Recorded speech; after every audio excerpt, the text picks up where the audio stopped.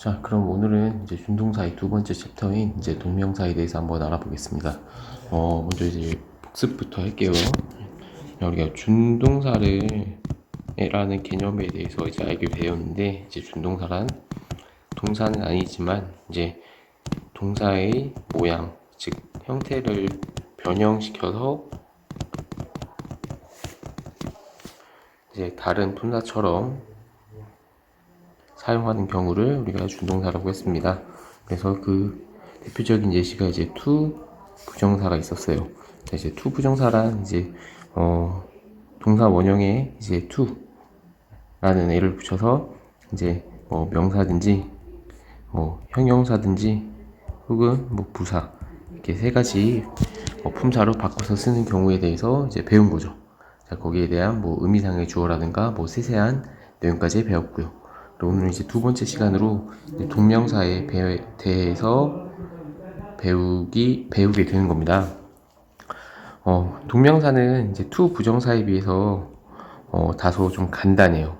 심플합니다. 자, 왜냐면 이제 to 부정사는 이런 형태, 하나의 모양이 이제 다양한 품사의 역할을 하게 되는데 반해서 동명사라는 건 이제 이름에도 나와 있죠.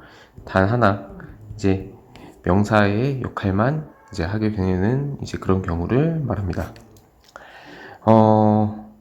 자, 그럼 여기서 한 가지 의문이 생길 수가 있거든요. 아니, to 부정사도 준동사고 동명사도 준동사라고 했어요. 자, 준동사란 동사의 모양을 변형시켜서 다른 분사로 바꿔 쓰는 거죠. 자, 그런데 이제 그러면 to 부정사도 명사로 바꿔 쓸 수 있고 동명사도 명사로 바꿔 쓸 수 있다면 왜 굳이 두 가지 버전이 있는 걸까? 이제 이런 거에 대해서 이제 고민을 하게 되는 거죠. 그래서 일단은 해석은 비슷합니다. to 부정사와 동명사는 둘 다 명사, 그러니까 동사를 가지고 이제 명사로 사용하는 경우이기 때문에 굉장히 유사한 해석을 가지고 있어요. 하지만 의미가 이제 약간 차이가 나거든요. 이제 그런 거에 대해서 이제 배우게 되는 거죠, 이번 시간에.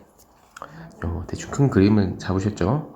자, 그럼 넘어가서 이제 동명사의 쓰임에 대해 배우기로 할게요. 자, 우리 이 동명사의 쓰임은 이제 항상 부정사와 이제 비교를 해서 공부를 하시는 게 좋습니다. 자, 아까 말했듯이 to 부정사 역시 이제 명사죠. 용법이 있고, 이제 동명사도 이제 동사를 명사로 사용하는 것이기 때문에 상당히 유사한 면이 많아요. 자, 이제 거기에 대해서 배워볼 텐데, 자, 처음에 한번 문장을 한번 보죠. 동명사는 문장에서 명사처럼 쓰여요. 그죠? 그래서 주어나 목적어나 보어의 역할을 하게 된다라는 겁니다. 자, 여기다 하나만 더 추가해 주셨으면 좋겠는데, 하나 더 추가할 건요. 전치사의 목적어 라는 것이 있습니다. 자, 전치사의 목적어란 쉽게 말하면 우리가 in, on 이런 전치사 다음에 아무것도 안 쓰지 않죠. I woke up in 까지만 쓰지 않잖아요. 아침에 라고 하면 in the morning, 저녁에 in the evening 이런 식으로 우리가 영작을 하게 되잖아요. 그죠? 그 전치사 뒤에 오는 명사의 자리, 자, 요 자리에 바로 사용할 수가 있다는 겁니다. 자, 이게 왜 중요하냐면 이제 to 부정사와 계속 비교를 하기로 했잖아요. 자, to 부정사는 주어, 목적어, 보어 역할까지밖에 하지 못하거든요. to 부정사는 이쪽, 그러니까 전치사의 목적어 역할을 할 수가 없어요. 자, 그럼 왜 둘 다 명사 역할을 하는데 왜 하나는 되고 하나는 안 되냐? 그거는 아마 형태상에 이제 문제가 있습니다. 자, 왜냐면 우리 예를 들면 I go to school 이런 식으로 영작을 예를 들어 하게 된다 라고 하면 이제 여기 to라는 애는 우리가 생각하는 to 부정사의 그 to가 아니에요. 왜냐면 to 부정사는 뒤에 동사가 와야 되는데 이제 school은 이제 명사잖아요. 자, 그 to는 아니고 이제 이 to는 우리가 아주 어릴 때부터 배웠던 이 to란 뭐뭐에를 의미하는 전치사가 되겠죠. 자, 근데 만약에 뭐 지금 문장으로 보면 말이 안 되겠지만 뒤에 to 부정사가 또 온다고 가정을 해봅시다. I go to 부정사. 그럼 to가 이렇게 연달아 두 번 쓰이게 되는 경우가 생기잖아요. 이런 경우는 형태성으로 굉장히 어색한 형태가 되기 때문에 이런 걸 방지하기 위해 아예 이렇게 동명사로 깔끔하게 처리하기로 일종의 약속을 했다고 생각하시면 편합니다. 기억하시죠?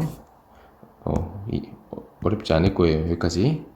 그래서 꼭 중요한 거는 이제 전치사의 목적어 역할도 할 수 있다는 거. 나머지는 똑같습니다. 해석이 똑같아요. 제가 지금 보여드릴 수는 없지만 이 해석을 보시면 뭐뭐 하는 것은 뭐뭐 하기는 뭐뭐 하는 것 뭐뭐 하기 우리 투부정사의 명사적 용법을 배웠을 때랑 아주 똑같은 해석입니다. 아시겠죠? 네.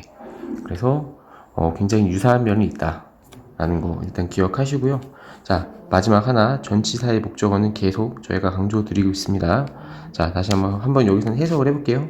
Use your own cup. 너의 컵을 사용해라. 자, instead of는 이제 뭐뭐 대신에라는 뜻이죠. 그러면 컵을 종이컵을 사용하는 것 대신에 이제 이렇게 영작을 해달라는 거예요.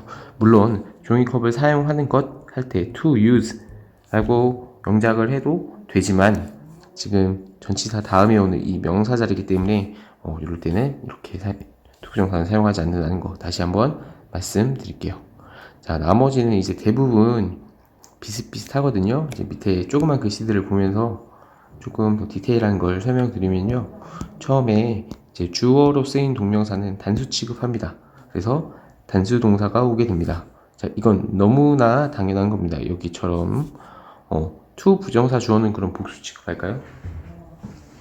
그렇지 않죠. to 부정사 주어도 역시 단수 취급합니다. 똑같은 이제 그 경우가 되겠고, 자, 동명사의 동작을 행하는 주체가 문장의 주어와 다른 경우, 동명사의 앞에 의미상의 주어를 써서 동명사의 주체를 나타낸다. 이거 어디서 들어본 얘기죠, 그죠? 이제 to 부정사의 의미상의 주어, to 부정사의 의미상 주어와 이제 동명사의 의미상 주어를 구분하실 수 있어야 돼요. 형태를. 자, 역할은 똑같습니다. 문장의 주체와 to 부정사 혹은 동명사를 하는 주체가 다를 때 사용한다고 제가 저번에 한번 보여드렸거든요. 특히 가주어 쓰인 구문에서요, 그죠? 자, 그런 거랑 마찬가지로 이제 동명사 역시 문장의 주어와 그 동명사를 행하는 주체가 다를 때 그럴 경우 이제 의미상의 주어를 써줍니다. 자, 복습 잠깐만 해보면 to 부정사의 의미상의 주어는 for 일반적으로는 이제 for 목적격의 형태를 to 부정사 바로 앞에 쓰고, 자, 그 다음에 사람의 성격을 나타내는 형용사가 앞에 왔을 경우에는 이제 of 플러스 목적격을 to 부정사 바로 앞에 쓰고 이제 이렇게 공부를 한 거죠. 자, 의미상의 주어, 이제 동명사의 의미상의 주어는요, 소유격 내지 목적격을 써주시면 됩니다.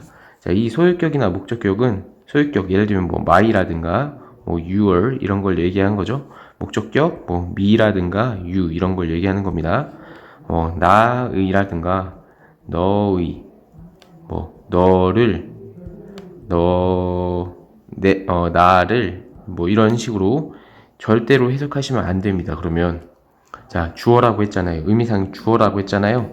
자, 이때도 우리 에게 뭐 이렇게 해석하지 않기로 했죠. 자, 주어처럼 해석하시는 겁니다. 마치 I처럼요. 내가 이렇게.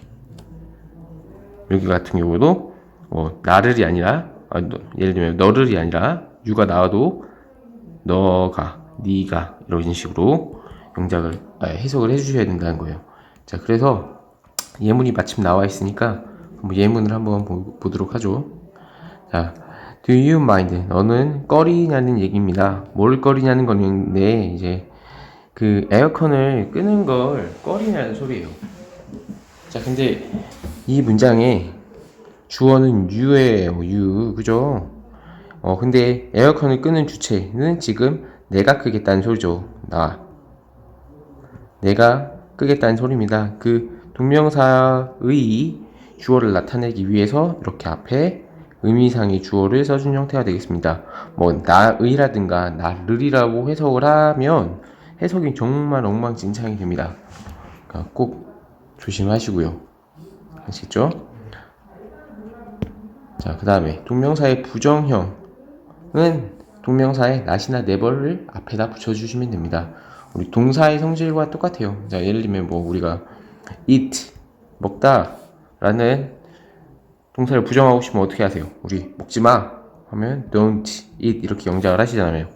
자, 근데 우리 부정형을 사실 쪼개 보면요, do not eat이에요. 그래서 부정을 할 때 이렇게 not을 동사 앞에다 붙여주는 거거든요. 그래서 우리 어떻게 했죠? to 부정사를 부정할 때 to 부정사나 준동사, to 부정사나 동명사 같은 준동사를 부정할 때 역시 동사랑 비슷한 성질이 있으니까 동사처럼 앞에다가 이렇게 not이나 never를 붙여주시는 거예요. 예, 똑같습니다. 그 다음 챕터가 우리 분사거든요.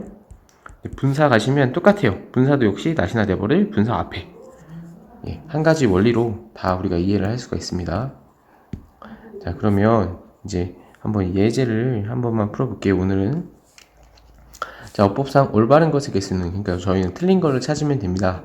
자, 잠시 멈추시고 영상을 멈추시고 한번 잠깐 풀어보시고요. 저는 바로 풀이를 시작하도록 하겠습니다. 자, 풀고 봐주세요. 자, 일단은 C번이 틀렸습니다. C번. 자, C번은 어디가 틀렸냐면요, 여기 by라는 전치사 다음에 동사를 또 쓸 수 없겠죠. 예, 전치사 다음에는 항상 명사를 쓰셔야 돼요. 그죠? on the chair, 뭐 in my room 이런 것처럼 항상 명사를 쓰셔야 되는데 이제 ing 형태를 시켜주셔야겠죠. 그러니까 by reading 이렇게 하시면 되고, 참고로 말씀드리면 by ing는 우리 함으로써라는 뜻이죠. 알고 계실 거라 믿습니다. 자, 그 다음에 여기 ABCD E 마지막 게 틀렸네요. 왜냐면 이렇게 reading 이라는 동명사 주어를 썼기 때문에 단수로 써야겠죠? 그러면 is로 바꾸시면 되겠습니다. 그래서 여기 3번이 답이 되겠네요. 올바른 것의 개수를 골라야 되니까요. 자, 그 다음 우리 이어서 이제 자주 쓰이는 동명사 표현에 대해 배울 건데요. 사실 배운다기보다는 외우셔야 됩니다. 암기하세요. 자, 제가 설명은 드리겠지만 다 외우셔야 됩니다. 중요한 표현 몇 개만 좀 알려드리고, 모두 다 중요해요. 모두 다 중요한데 특히 제가 좀 설명이 필요한 부분 혹은 많이 헷갈리는 부분, 그런 부분에 대해서 좀 공부를 할 건데요.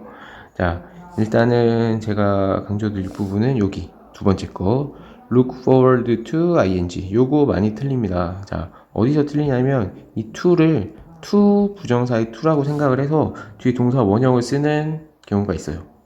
자, 근데 여기서 to는 동사 원형의 to, 그러니까 부정사의 to가 아니라 이게 아니고요, 전치사 to입니다. 자, 그렇기 때문에 뒤에 이렇게 ing 형태로 명사를 써주셔야 돼요. 동명사를 써주셔야 돼요. 아셨죠? 자, 그 다음 또 중요한 표현 cannot help ing, 뭐뭐 하지 않을 수 없다라는 표현인데요. 이건 정말 못 외우면 풀 수가 없습니다. 뭐 돕지 않을 수 없다 이렇게 이상하게 해석을 하게 되잖아요. 그죠? 자, 똑같은 표현은 cannot but 동사 원형이 있어요. 자, 요게 헷갈리는 이유는 언제는 ing를 썼다가 언제는 동사 원형을 썼다가, 사실은 똑같은 표현이 또 하나 더 있거든요. have no choice but to 부정사라는 표현도 있어요. 이것도 뭐뭐 하지 않을 수 없다라는 뜻이에요. 자, 어떤 표현은 ing, 어떤 표현은 동사 원형, 어떤 표현은 to 부정사, 이렇게 마무리를 해야 되기 때문에 굉장히 헷갈리거든요. 자, 이런 건 외워서 해결해 주셔야 돼요. 꼭. 아시겠죠? 그 다음에 또 하나 제가 강조드리고 싶은 표현은 이 be used to ing라는 표현이에요. 자, 여기에 설명이 좀 자세히 나와 있으니까 중학교 내신 시험에서 굉장히 많이 활용이 됩니다. 자, 그래서 우리 used to 조동사 배울 때 used to 뭐뭐 하곤 했다라는 이제 조동사를 배웠는데 요거랑 비교해서 be used to 다음에 동사 원형이 오면요 뭐뭐 하는데 사용되다라는 뜻이 되고요. 자, 그 다음에 이제 ing가 오게 되면 뭐뭐 하는 것에 익숙하다라는 표현이 돼요. 자, 여기서 be used to 다음에 ing가 오는 경우에 요 to 부정사 있죠. 요 to 있죠. 이 to는 마찬가지로 이제 부정사가 아니라 요거는 이제 전치사를 나타내는 이런 to예요. 그래서 뒤에 ing가 올 때는 뭐뭐 하는 것 이렇게 해석이 바뀐다는 거 꼭 알아주시고요. 나머지도 모두 중요합니다. 예. 뭐 devote oneself to ing 여기서 to도 마찬가지로 이제 전치사 to를 사용한 표현으로 많이 나오는 거고, 그 다음에 upon ing 예, 뭐뭐 하자마자 많이 나오고요. 뭐 was be was ing 뭐 하나도 거를 게 없어요. 그러니까 모두 다 꼼꼼하게 외워 주셔야 되거든요. 자, 그 이유는 이렇게 문제가 이렇게 나옵니다. 1번. 자, 이것도 잠깐 멈추고 한번 해보세요. 전 바로 하겠습니다. 자, 뭐 볼 게 없습니다. 이제 cannot help 다음에 뭐 쓸 거냐는 거예요. 우린 외웠으니까 cannot help ing. 그럼 ing 중에서 하나 고르시는 거죠. 자, be busy 다음에 뭐 쓸 거냐는 겁니다. 동사의 형태를 be busy 여기 보시면 ing, be busy ing라는 표현이 뭐뭐 하느라 바쁘다라는 표현이에요. 외우시면 바로 푸시는 거고 모르시면 찍으셔야 됩니다. 이거는 어쩔 수 없는 거예요. 이건 여러분이 단어처럼 달달 외워주셔야 되는 표현이에요. 자, 넘어가겠습니다.